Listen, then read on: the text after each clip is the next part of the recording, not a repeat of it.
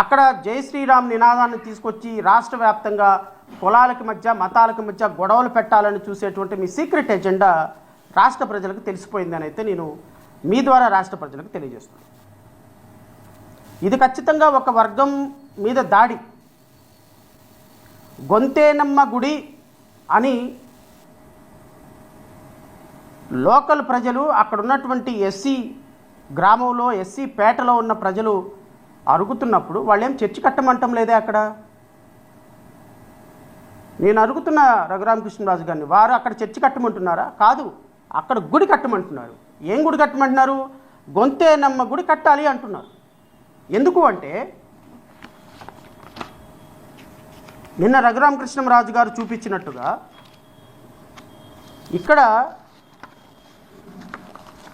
19 నిన్న ఆయన ఏదో ఎఫ్ఎల్ఆరో లేకపోతే ఏదో చూపించడం జరిగింది. నిన్న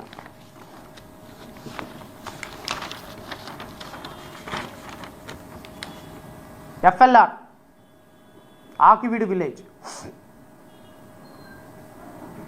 ఇది 1930s ఇక్కడ రాసి ఉంది గుడి అని. ఏం గుడి ఉంది? రామాలయం అని అయితే లేదు ఇక్కడ. నిన్న రఘురామకృష్ణరాజు గారు చూపించినట్టుగా ఇది కొన్ని సంవత్సరాల నుంచి గుడి అని ఉంది. ఏం గుడి అని ఉంది? లోకల్ ప్రజలు చెప్తున్నట్టుగా అది గొంతేనమ్మ గుడి అంటున్నారు. వాళ్ళు లోకల్ వాళ్ళు కూడా అడుగుతుంది, అక్కడ గొంతేనమ్మ గుడి కట్టండి, మా గ్రామ దేవత. సో వాళ్ళ సాంప్రదాయాల ప్రకారం, వాళ్ళకున్న అవకాశం ప్రకారం, వాళ్ళ స్థానిక ప్రదేశంలో, వాళ్ళ ఎస్సీ పేటలో ఏ గుడి కట్టుకోవాలి అనేది డిసైడ్ చేయాల్సింది ఉండిలో కూర్చున్న, నర్సాపురంలో కూర్చున్న రఘురామకృష్ణరాజు కాదు కదా. లోకల్ ప్రజలు డిసైడ్ చేసుకుంటారు, ఆ ప్రాంత ప్రజలు డిసైడ్ చేసుకుంటారు. ఆల్రెడీ గొంతెమ్మ గుడి కట్టుకొని దానికి వాళ్ళు గ్రామ దేవతగా పూజలు చేసుకుంటారు. దానికి మీకు వచ్చినటువంటి అభ్యంతరం ఏందని అడుగుతున్నా. మీ కూటమి ప్రభుత్వానికి వచ్చిన అభ్యంతరం ఏందని అడుగుతున్నా. మీ కూటమి ప్రభుత్వం ఎందుకు కులాల మధ్య, మతాల మధ్య, సాంప్రదాయాల మధ్య గొడవలు పెట్టాలి అని చూస్తుందని అడుగుతున్నాను నేను. నిన్న బుల్డోజర్లు వేసుకొని ఆ టెంపుల్ని పడగొట్టడానికి వెళ్ళినప్పుడు హైకోర్టులో అత్యవసర పిటిషన్ దాఖలు చేయడం జరిగింది. అత్యవసరమైన పిటిషన్లో హానరబుల్ హైకోర్టు వారు విన్నారు.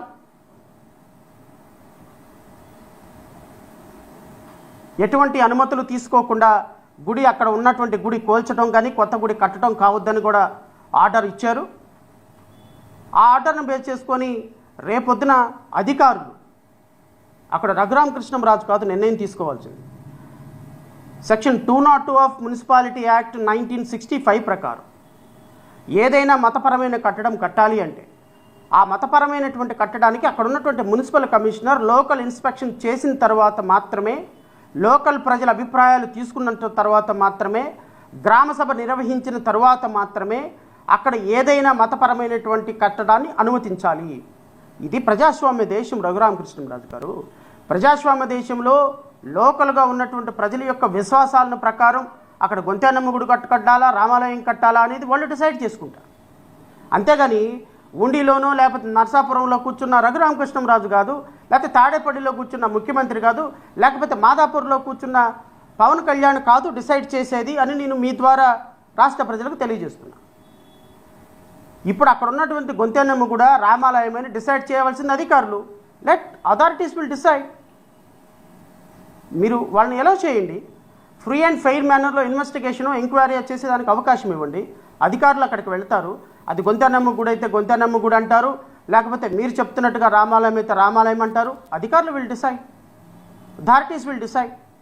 మీరు ఈ మధ్యలోనే నిన్న బుల్డోజర్లతోటి మీరు రామాలయాన్ని కోల్చడానికి మీరు ప్రయత్నిస్తున్న సందర్భంలో అత్యవసరంగా హైకోర్టులో పిటిషన్ వేస్తే హైకోర్టు వారు పిటిషన్ విచారించి అధికారుల అనుమతితోనే మీరు ముందుకెళ్ళండి, ఎటువంటి అధికారుల అనుమతి లేకుండా మీరు ఏ విధమైనటువంటి అక్కడ కోల్చటాలు కానీ కట్టడాలు కానీ చేయొద్దు అని చెప్పిన తర్వాత మీ యొక్క ప్రయత్నాలు ఆపారు. ప్రయత్నాలు ఆపి నిన్న ప్రెస్ మీట్ పెట్టి ఏమంటారు, మాకు చాలా ఫేవరబుల్గా ఆర్గ్యుమెంట్ చెప్పారు శ్రవణ్ కుమార్ అని. మంచిదే, మీరు ఎంత సర్కాస్టిక్గా పెట్టినా, ఎంత సర్కాస్టిక్గా మాట్లాడినా వాస్తవం వాస్తవమే. మీరేమంటున్నారు, అనధికారికంగా 113 చర్చిలు ఉన్నాయి, ఇక నుంచి చర్చిలను ఎవడ కూలుస్తాడో, నేను కూల్స్తే ఎవడ ఆపుతాడో చూస్తానో అంటున్నారు. నేనేమంటున్నానంటే రఘురామకృష్ణరాజు గారు, మీకు అది కూడా చదివి వినిపిస్తా. ఎందుకంటే చట్టం అనేది మీ ఒక్కరికే కాదు కదా, చట్టం అందరికీ సమానంగానే వర్తిస్తుంది. రఘురామకృష్ణరాజు గారికి నేను చెప్పదలుచుకున్నది ఏంటి అంటే,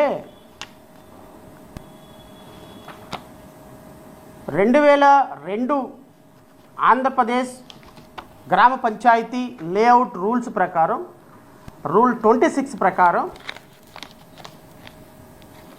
ఏ మతపరమైన కట్టడానికైనా, రఘురామకృష్ణరాజు గారు, ఏ మతపరమైన కట్టడానికైనా రూల్ 26 ప్రకారం డిస్ట్రిక్ట్ కలెక్టర్ పర్మిషన్ అవసరం.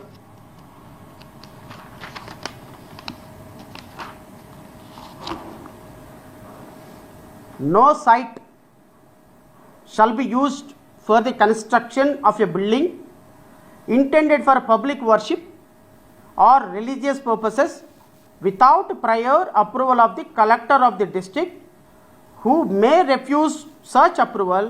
In his opinion, the usage of the site for the purpose of construction of the building is likely to endanger public peace and order, after giving an opportunity to the applicant to show cause against such refusal.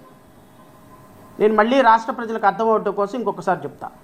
Andhra Pradesh గ్రామ Panchayat land development rules 2002 ప్రకారం, section rule 26 ప్రకారం, no site, ఏ ప్రదేశమైనా, shall be used for the construction of a building intended for public worship or religious purposes, ఏ ప్రదేశమైనా, public ప్రదేశమైన public worship కోసం కానీ రిలీజియస్ మతపరమైనటువంటి కట్టడాల కోసం ఏ ప్రదేశాన్ని వాడాలి అన్నా, without the prior approval of the district collector, who may refuse without district collector permission, no construction or no premises religious premises will be constructed. District collector అనుమతి కూడా నిరాకరించవచ్చు. ఎప్పుడు అనుమతి నిరాకరించవచ్చు? ఆ కట్టడం వల్ల is likely to endanger public peace and order, పబ్లిక్కి సంబంధించి అక్కడ ఉన్నటువంటి లోకల్గా ఉన్నటువంటి పబ్లిక్కి, వాళ్ళ శాంతికి, వాళ్ళ భద్రతకి ఏమైనా విఘాతం కలిగిస్తుంది అని కలెక్టర్ భావిస్తే ఆ పర్మిషన్ ఇవ్వటానికి లేదు అని చట్టం చాలా స్పష్టంగా చెప్తుంది. ఇప్పుడు మీరు అక్కడ కట్టబోయేటువంటి కట్టడం, మీరు ఓన్లీ కొబ్బరికాయ కొట్టడానికి వెళితేనే ఇంత గొడవ జరిగినప్పుడు, ఇప్పుడు రేపొద్దున అక్కడ లోకల్ ఎంక్వైరీ చేయకుండా, లోకల్ ప్రజల యొక్క అనుమతి లేకుండా, లోకల్ ప్రజలు ఇది మా గొంతేనమ్మ గుడి, మేము ఇక్కడ పూజలు చేస్తాము, ఈ గొంతేనమ్మ గుడిలో పూజలు చేస్తాము అని వాళ్ళు చెప్పినటువంటి అభిప్రాయాన్ని పరిగణలోకి తీసుకోకుండా జిల్లా కలెక్టర్ ఏ విధంగా పర్మిషన్ ఇస్తాడు అనేది రేపొద్దున న్యాయస్థానాల్లోనే తేలబోతుంది. నెంబర్ 1. సో ఇది ఖచ్చితంగా న్యాయస్థానంలోనే తేలుతుంది. మీరేమన్నారు? ఈ విధంగా పర్మిషన్ అడిగి కన్స్ట్రక్షన్ కట్టాలి, మేము అలాగే కడతామని చెప్పాము.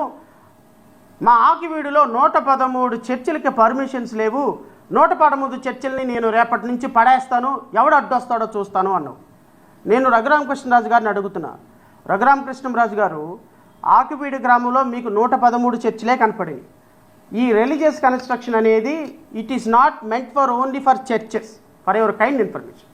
ఈ రూల్ 26 అనేది రాష్ట్రంలో ఉన్న ప్రతి దేవాలయానికి, ప్రతి చర్చికి, ప్రతి మసీదుకి కూడా ఈక్వల్గా వర్తిస్తుంది. సో ఆకివీడులో మీరు ఓన్లీ చర్చిలను మాత్రమే చూస్తున్నారు. నేనేమంటానంటే, మీరు చర్చిలను కూలగొట్టడం మొదలుపెట్టిన తర్వాత చర్చిలకు సంబంధించినటువంటి కూలిపోయినటువంటి చర్చిలకు సంబంధించినటువంటి వాళ్ళు రేపు దేవాలయాలు కూడా కూల్చాలి అని ప్రయత్నం చేస్తే, మీరు 113 చర్చిలే పర్మిషన్స్ లేని చర్చిలు చూశారు. 1300 గుళ్ళకి పర్మిషనే లేదు మీ ఉండి కాన్స్టిట్యున్సీలో. 1300 గుళ్ళకి మీరు కావాలంటే ఎంక్వైరీ చేయండి వెళ్ళి. 1300 గుళ్ళకి రోడ్డు పక్కన ఉన్నటువంటి మనం రోడ్డు చిన్న పక్కన ఒక చిన్న దేవాలయాలు పెట్టుకొని ఒక పూజారి, పాపం నిరుపేద పూజారి, ఓ దీపం పెట్టుకొని సాయంత్రానికి ఆంజనేయ స్వామి టెంపుల్లోనో, లేకపోతే చిన్న వెంకటేశ్వర స్వామి టెంపులో, లేకపోతే గ్రామదేవత టెంపుల్స్ పెట్టుకొని వాళ్ళు పూజ చేసుకొని కాస్త కుంకుమ పువ్వు చదువుకొని దండం పెట్టుకొని వెళ్తూ ఉంటారు. అలాంటి వాటిని కూడా తీసుకుంటే మొత్తం ఊండి కాన్స్టిట్యున్సీలో 1300 టెంపుల్స్కి అక్కడ ఉన్నటువంటి మసీదులకి ఎవ్వటికీ పర్మిషన్ లేదు. మీరు 113 చర్చల జోలికి వెళ్ళారనుకోండి, వాళ్ళందరూ ఈ 1300 గుళ్ళ జోలికి వస్తే ఏమవుతుంది? రఘురామకృష్ణంరాజు గారు,